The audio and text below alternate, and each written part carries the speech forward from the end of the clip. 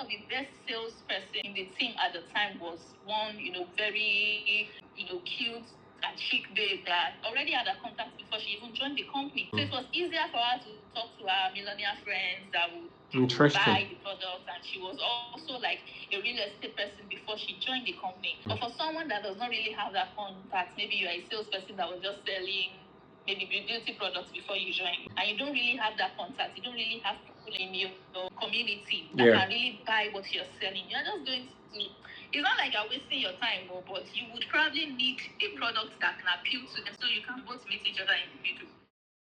To the average Nigerians like us, whenever we see real estate properties listed online or somebody has bought a property, we see things going for 200 million naira. We heard somebody has bought it. But to you guys who are the marketing experts, the sales experts, are there things that happen in the background that successfully closes a property from the developer down to the buyer?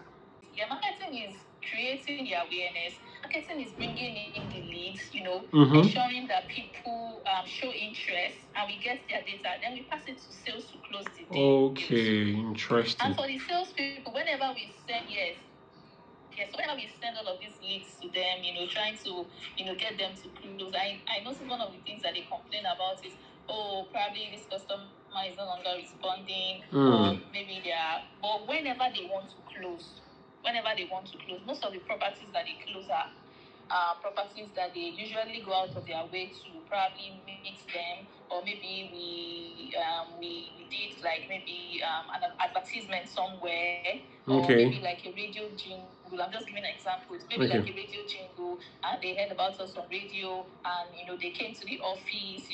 You have to go extra mile before you can close a deal.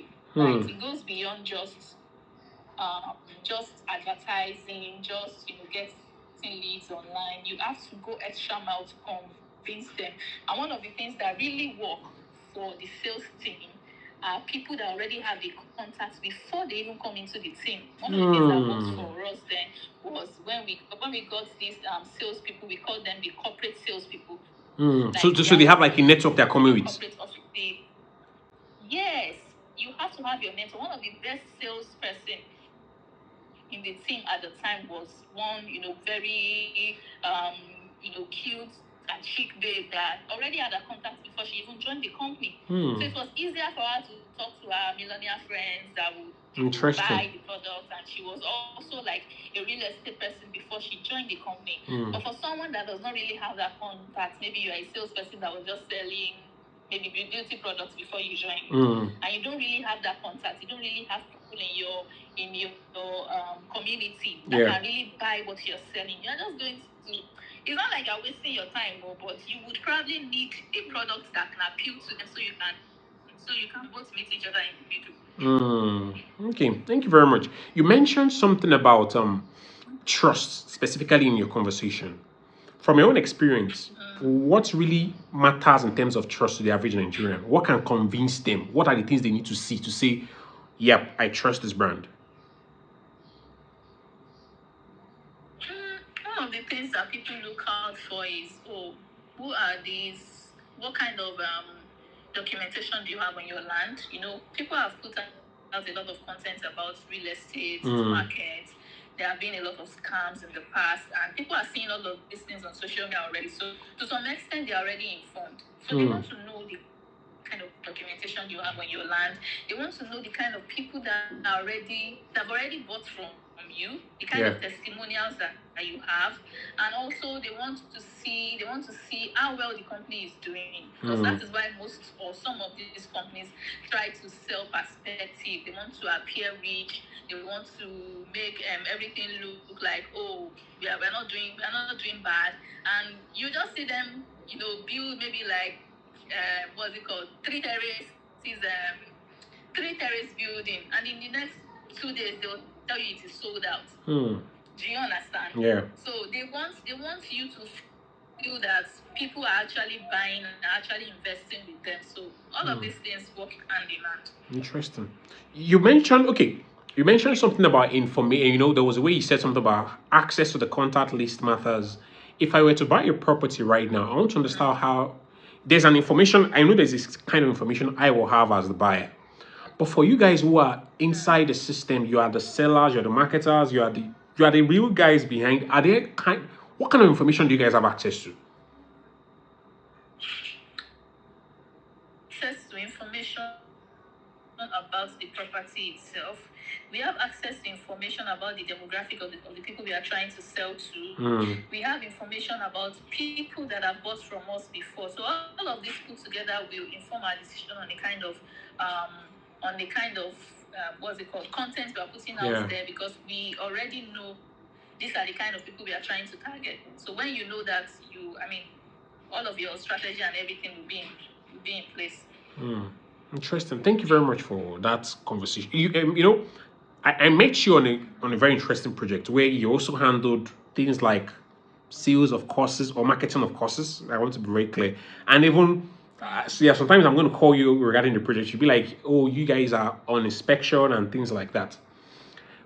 Are there things you've noticed on those kind of trips about the Nigerian real estate? I know if you are an American right now, but I'm just saying you're not a Nigerian.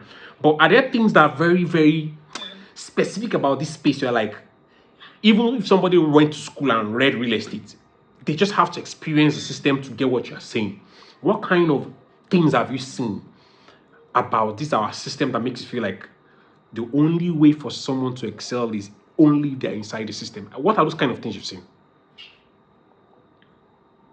Okay, so I'll speak from the perspective of someone that did not study marketing. Okay. Someone that is, I studied botany, for example. Interesting. So I'm coming into the marketing space, into the real estate space as a novice, Okay. right? I walked in with no experience at all, but I was given the opportunity to. How many years did you spend on that project? How many years?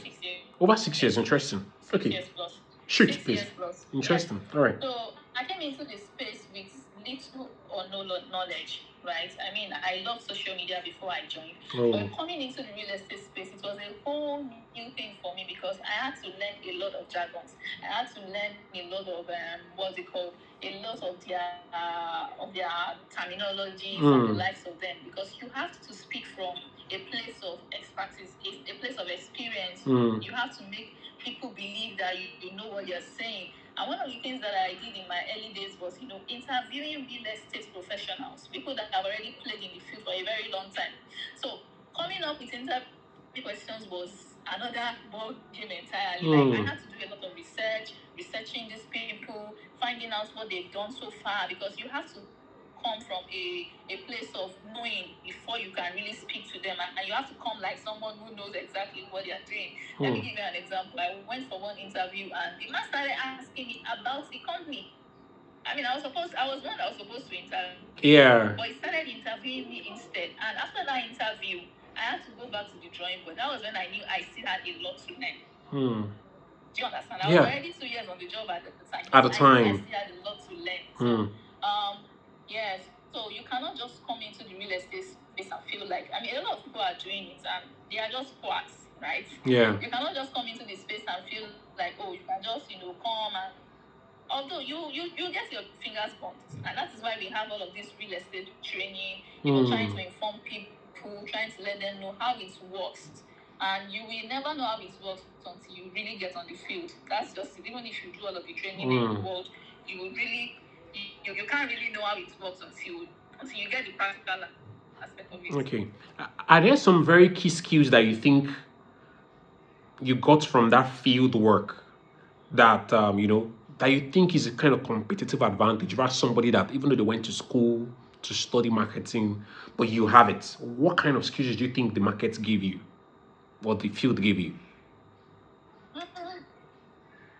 Yeah, the field gave me a lot of experience about what real estate is about. If anybody wants to buy land now, in my own little network, they still come to me and say, "Oh, can you help me talk to this person? You've played in the real estate field for over 6 years. Can you help me talk to this person? She's talking about this. She's talking about this. You have that experience. You've been in the field for." So whenever I speak to these people and they are talking, I understand what they are saying, because I have sold real estate. So that alone is a big thing for me.